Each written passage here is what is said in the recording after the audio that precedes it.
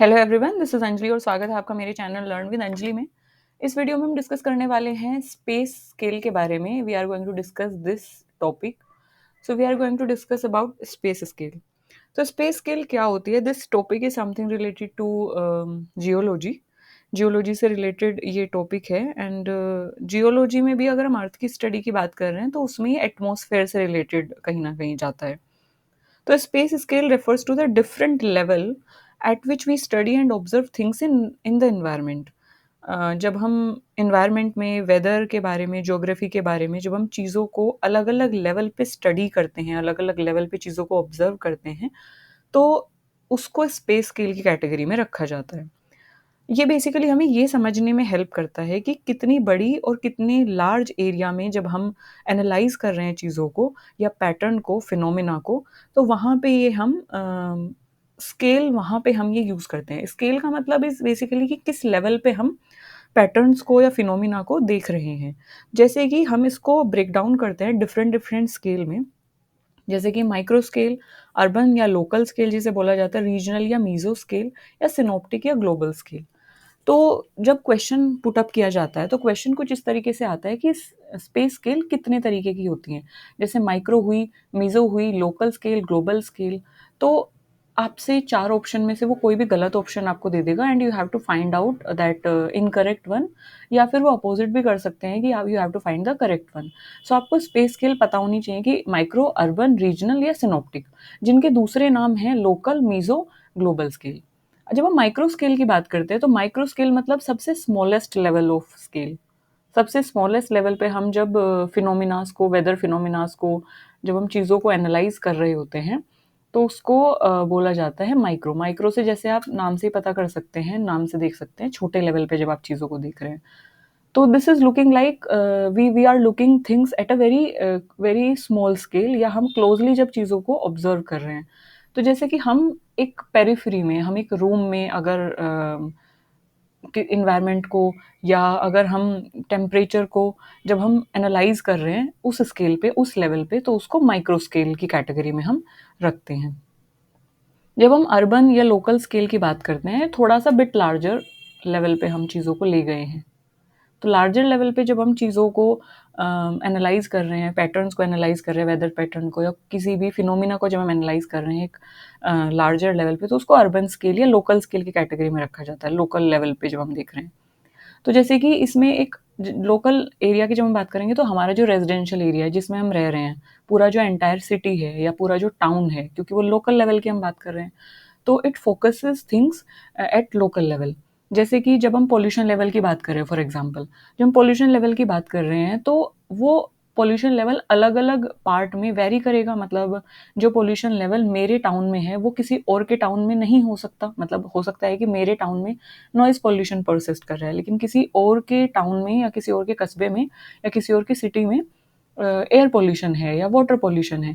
तो pollution vary करेगा town to town. तो लोकल स्केल पे, उस लेवल पे, उस लोकल एरिया में किस तरीके का पॉल्यूशन है, पॉल्यूशन तो हम एक एग्जांपल ले रहे हैं, किस तरीके का वेदर फिनोमिना है या कैसा पॉल्यूशन परसिस्ट कर रहा है या क्या वेदर पैटर्न है। तो जब हम लोकल लेवल पे चीज़ों को देखते हैं तो उसको हम रखते हैं अर्बन या लोकल स्केल की कैटेगरी में। If you talk about meso scale या रीजनल लेवल की अगर हम बात करें, तो इट कवर लार्ज एरिया को ये कवर करता है, यानी कि लोकल लेवल से बड़े लेवल पे जब हम चीज़ों को देखते हैं। मान लो कि हम स्टेट लेवल पे किसी चीज़ को देख रहे हैं, जैसे कि हम मानसून के इफ़ेक्ट को देख रहे हैं कि मानसून का क्या इफ़ेक्ट है किसी एक पर्टिकुलर एरिया में या पर्टिकुलर पूरे स्टेट में या डिस्ट्रिक्ट में, क्या मानसून का इफ़ेक्ट है। जैसे फॉर एग्जांपल अगर हम इंडिया की बात करें, तो नॉर्थ इंडिया में मानसून का क्या इफ़ेक्ट है कंपेयर टू साउथ इंडिया। तो हमने एक बड़े लेवल पे उस चीज़ को एनालाइज किया, तो ये रीजनल स्केल की कैटेगरी में आ जाएगा। अगर हम ग्लोबल स्केल की बात करें, या इसको सिनॉप्टिक स्केल भी बोला जा सकता जो जाता है, तो यूजुअली जब क्वेश्चन पुट अप किया जाता है तो वो टेक्निकल जार्गन, यानी कि जो टेक्निकल वर्ड्स हैं उनको ही रखा जाता है ताकि कन्फ्यूजन हो। तो ग्लोबल की जगह पे हमेशा वो सिनॉप्टिक देंगे। तो आपको पता होना चाहिए कि सिनॉप्टिक स्केल और global scale is both are same, यानी कि we call synoptic scale as global scale. Synoptic scale जब हम बड़े लार्ज लेवल पे चीज़ों की बात करते हैं, जैसे कि हम कंट्री वाइड, पूरे कंट्री की जब हम बात कर रहे हैं, या हम पूरे कॉन्टिनेंट लेवल पे चीज़ों को ले रहे हैं, अर्थ लेवल पे जब हम चीज़ों को ले रहे हैं, बड़े से बड़े लेवल की जब बात की जाएगी तो वो ग्लोबल स्केल की कैटेगरी में आएगा। So this scale is basically used to study a large area.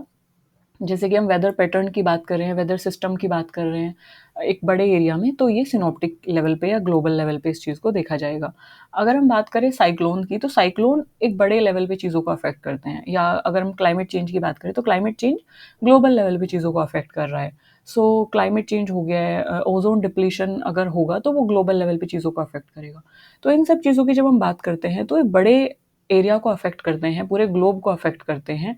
तो इसीलिए उन सब फिनोमेना या उन सब पैटर्न की जब हम स्टडी करते हैं, तो ग्लोबल स्केल या सिनॉप्टिक स्केल पर करते हैं। सो दीज़ आर द स्केल जहाँ पे हम चीज़ों को किस लेवल पे मेज़र कर रहे हैं, उसके बेस पे ये कैटेगराइज़ की गई हैं। अगर हम इनके एडवांटेजेस की बात करें, तो जैसे माइक्रो स्केल की हम बात करें, तो जितना स्मॉलर स्केल होगी, उतना ही ज़्यादा हम डिटेल्ड स्टडी कर पाएँगे चीज़ों की। जितने छोटे लेवल पे या छोटे एरिया में हम चीज़ों को एनालाइज़ कर रहे हैं, तो उतना ज़्यादा हम एरिया में उतनी ज़्यादा डिटेल में स्टडी कर पाते हैं, किसी भी चीज़ की। जितने लार्जर लेवल पे हम चीज़ों को देखते हैं, लार्जर स्केल पे चीज़ों को हम एनालाइज़ करते हैं, तो कहीं न कहीं हमारी जो स्टडी होती है, वो जनरल स्टडी हो जाती है।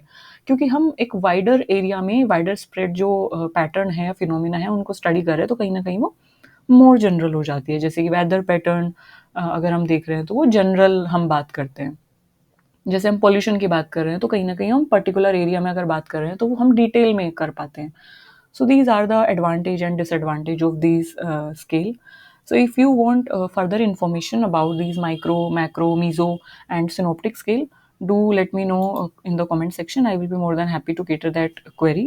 And thank you for listening me so patiently. Keep learning. Stay tuned with me. Keep growing. Keep learning. Thank you for listening me so patiently. Bye bye.